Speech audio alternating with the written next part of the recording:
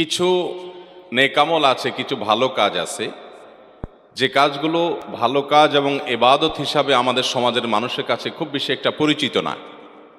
আমরা ইবাদত এবং নেকামল হিসাবে যেগুলোকে চিনি বা জানি, আমাদের জানার বাইরে আরও অনেক নেকামল আছে, অনেক ভালো কাজ আছে, যে কাজগুলো আমরা চাইলেই করতে পারি, অথচ সেগুলো যে নেকামল, অনেক গুনাহ ঝরে যায়, ওযু করলে অনেক গুনাহ ঝরে যায়, অনেক নেকামল বিভিন্ন গুনাহ মোচন করে দেয়, সেরকম কোনো আমল দ্বারা মোচন হয়ে যাবে, এটা সেরকম কোনো ভুল বা সেরকম কোনো অপরাধ না, বরং এটা কাবিরা গুনাহ, যেটা তওবা ছাড়া, ওই ব্যক্তির কাছ থেকে মাপ নেওয়া ছাড়া মাপ হবে না। বিশেষ করে মাহফিলটি যেহেতু ঢাকা শহরে হচ্ছে, ঘন বসতিপূর্ণ একটা এলাকায় হচ্ছে, সেজন্য এই বিষয়ে আমি কথা বলার ইরাদা করেছি। কারণ শহুরে জীবনে এই গুনাহটি, এই অপরাধটি আমাদের দ্বারা সবচেয়ে বেশি হয়। অনেক সময় আমাদের জ্ঞাতসারে হয়, অনেক সময় আমাদের অজ্ঞাতসারেও হয়ে যায়।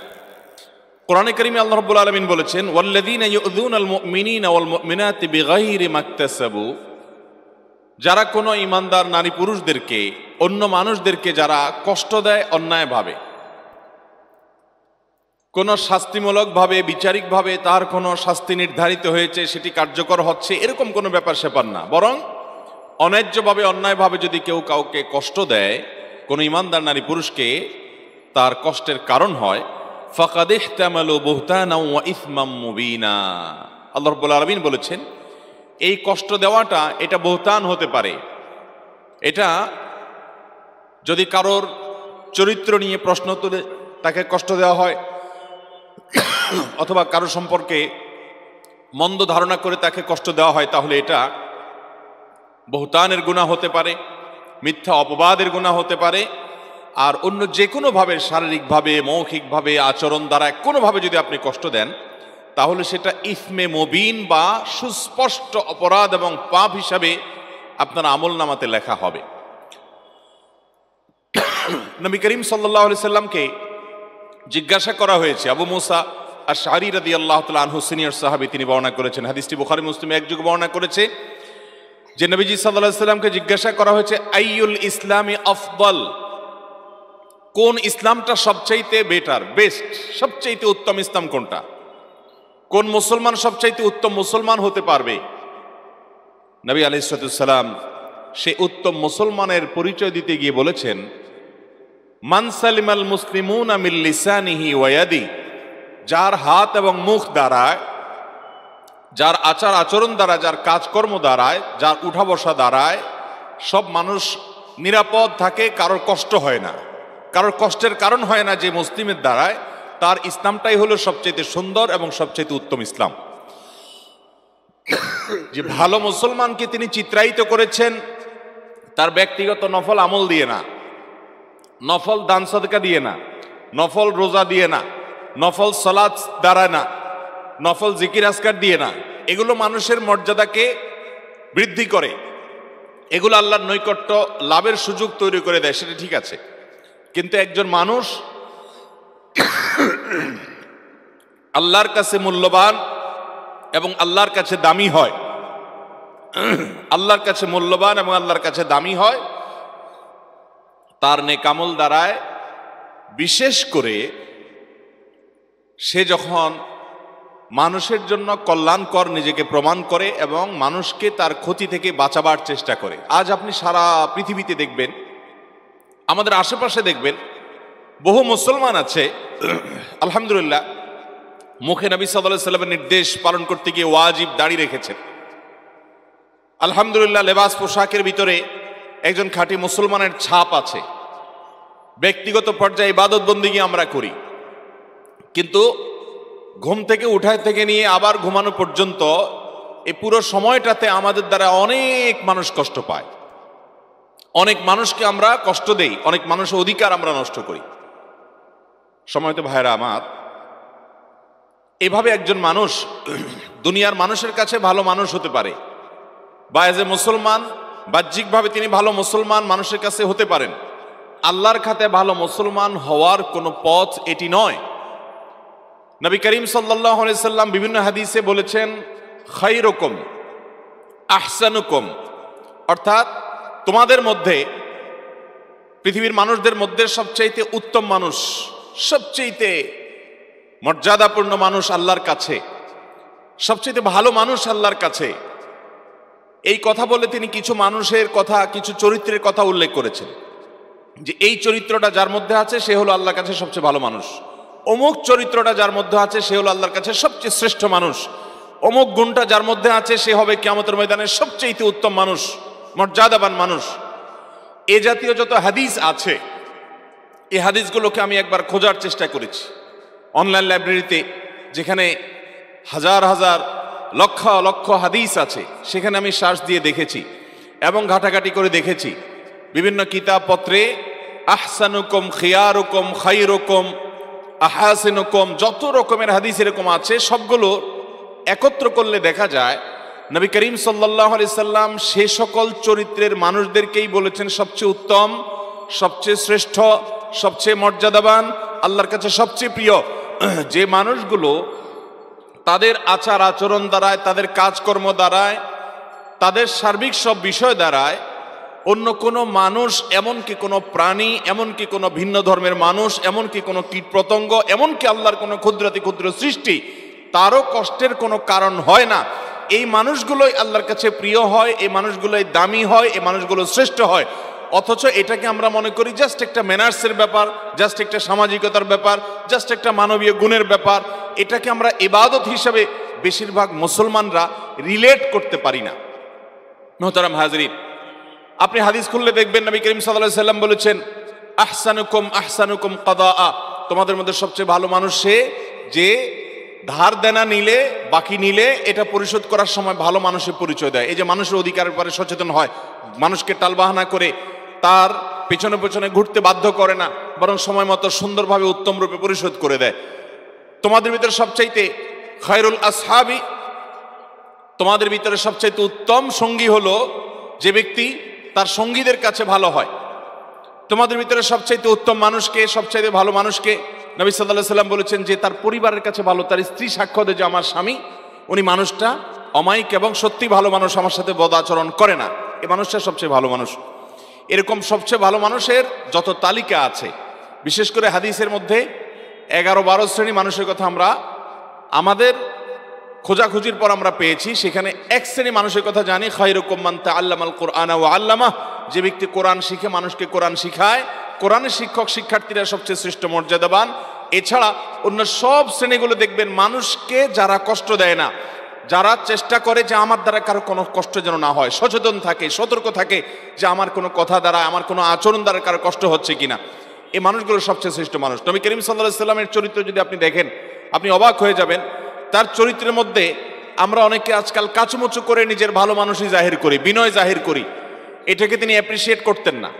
তিনি অ্যাপ্রিসিয়েট করতেন কোনটাকে?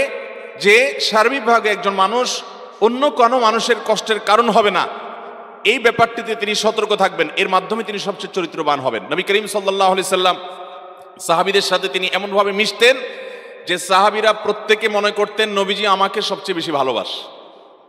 এখন আপনি একটা প্রতিষ্ঠানের দায়িত্বশীল আছেন, আপনার অধীনে কিছু লোক আছে, অথবা আপনি একটা পরিবারের কর্তা, আল্লাহ তাআলা আপনাকে ছেলে মেয়ে দিয়েছেন।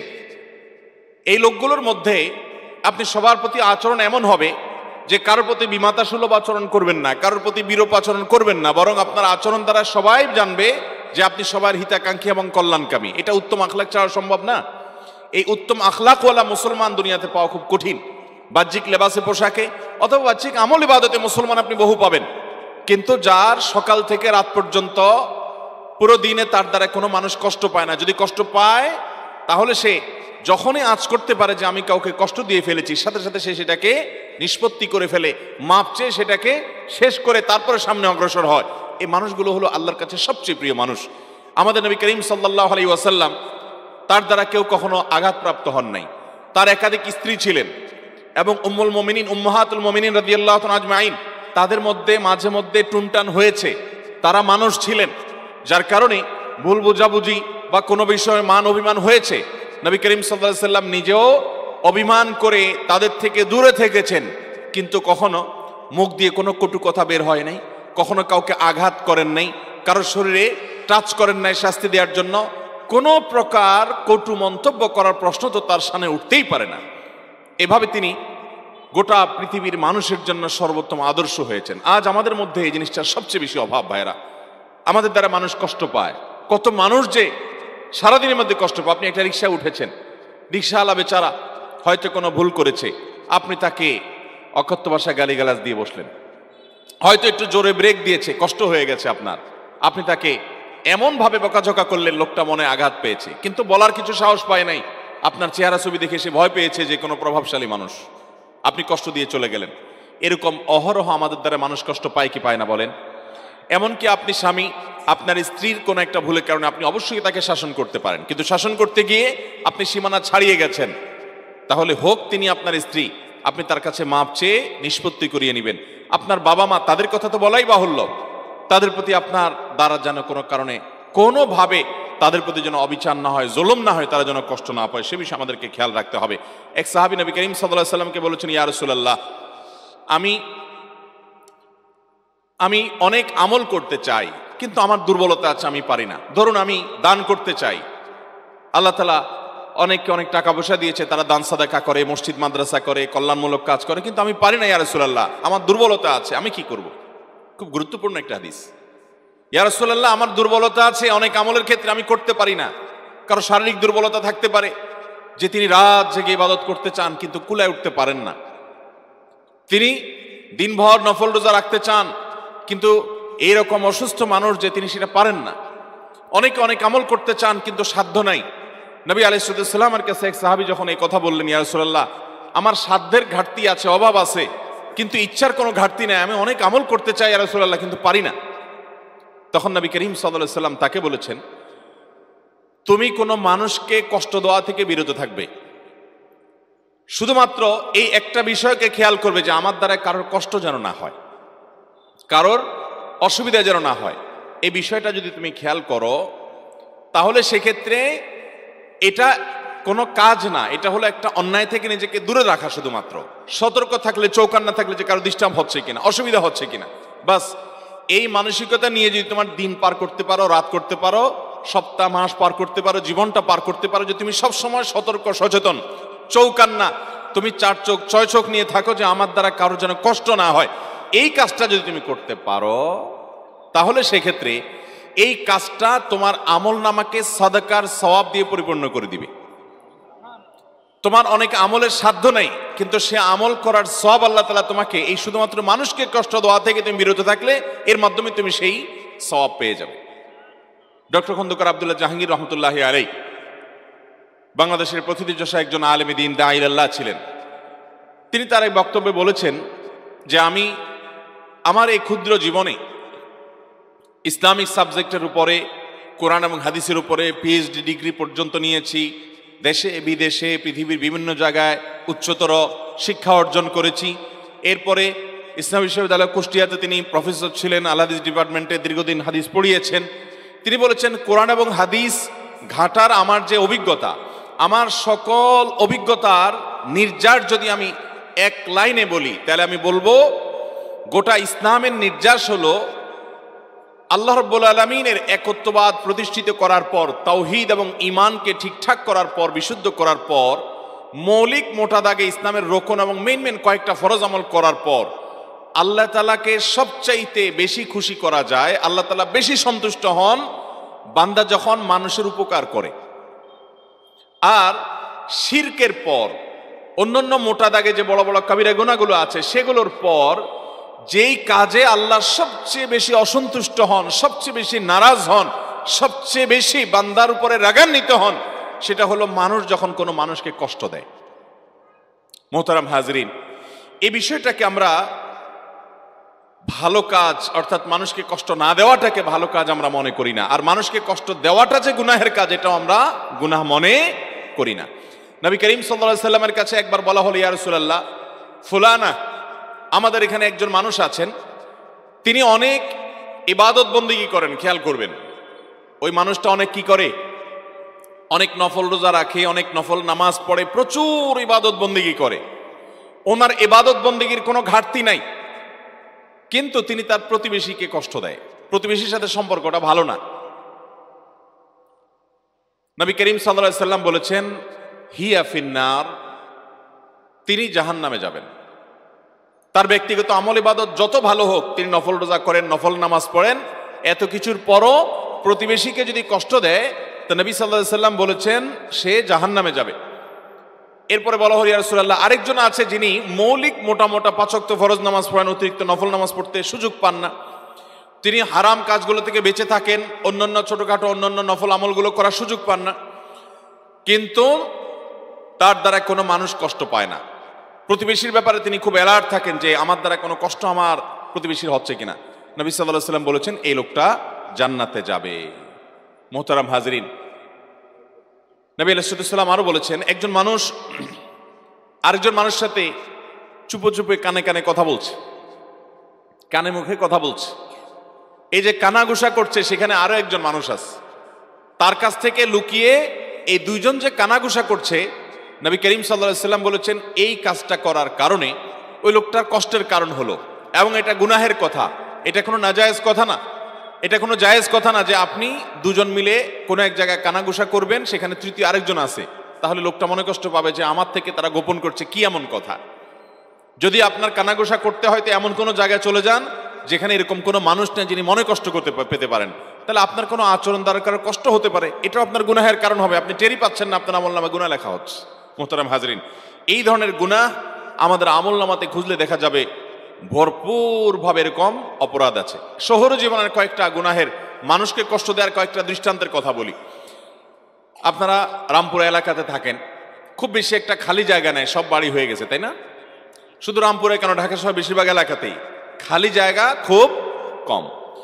যদি কোনো খালি জায়গা থাকে, ধরুন আশেপাশে সব বিল্ডিং ভবন হয়ে গেছে, মাঝে একটা খালি জায়গা আছে, এই খালি জায়গাটা এটার কি দশা হয় বলেন?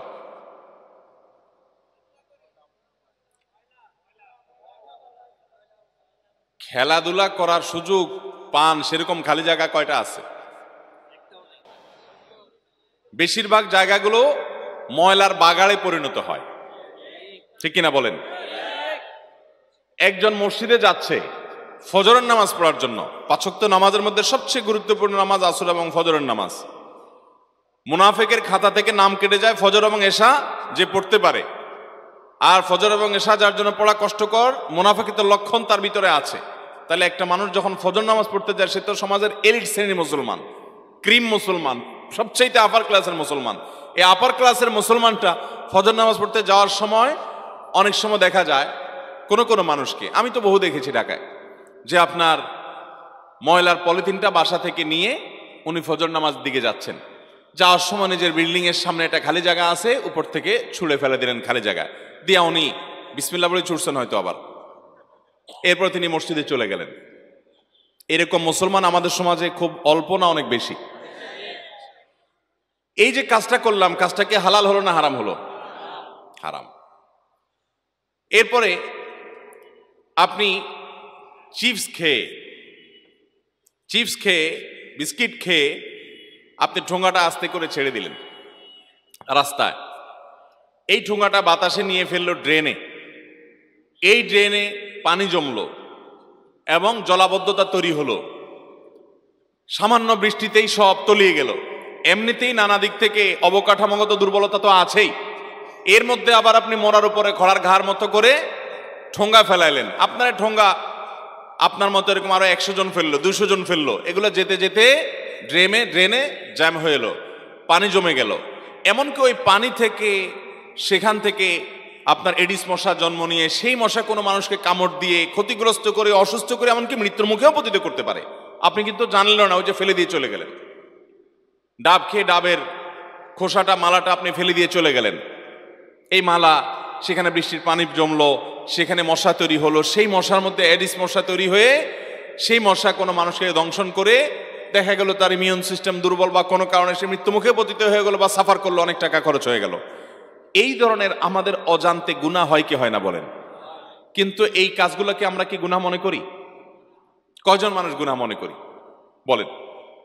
সম্মানিত ভাইরা আমার, শুধুমাত্র এগুলাই নয়, আমরা যখন কথা বলি, আমি গতকালকে কোন এক জায়গায় খুব ভালো একটা মসজিদে সালাত আদায় করেছিলাম, তো দেখি যে সেই মসজিদের একজন নিয়মিত মুসল্লি, মাশাআল্লাহ খুব লম্বা দাড়িও আছে, পাঞ্জাবি গায়ে আছে, মাথায় টুপিও আছে, বোঝা যাচ্ছে উনি প্র্যাকটিসিং মুসলমান। ওনার কোন একটা সমস্যা নিয়ে উনি ফোনে আলাপ করছেন, দুনিয়াবী সমস্যা, এমন জোরে জোরে আওয়াজ করছেন যে আশেপাশে মানুষের নামাজের কেরাত ভুলে যাওয়ার উপক্রম। এই ধরনের ঘটনাগুলো আমাদের সমাজে এত বেশি হয় যে আমরা এগুলো খেয়ালই করি না যে আমার দ্বারা আরেকটা মানুষের কষ্ট হচ্ছে বা কষ্ট হতে পারে।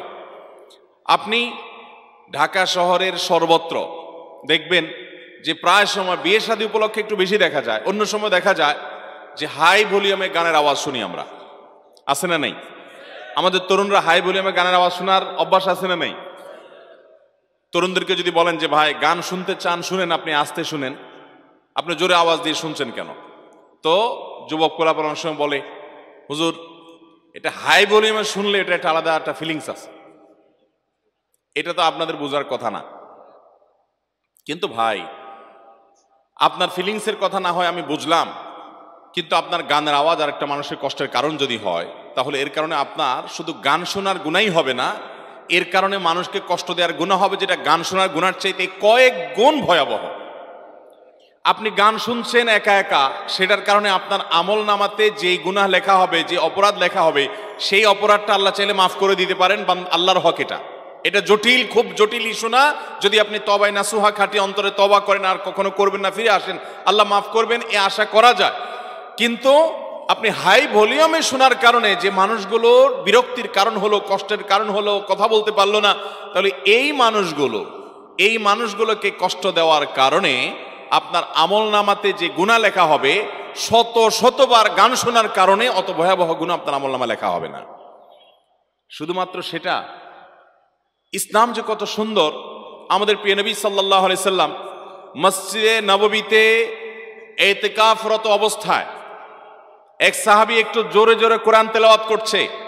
এতক্ষণ তো গানের কথা বললাম, জোরে জোরে কোরআন তেলাওয়াত করছে, এবং তার জোরে জোরে কোরআন তেলাওয়াতের কারণে স্বাভাবিকভাবে আশেপাশে অনেকের ধ্যানমগ্নতা ডিস্টার্ব হচ্ছে, কেউ জিকির আজকার, কেউ নামাজ পড়ছেন।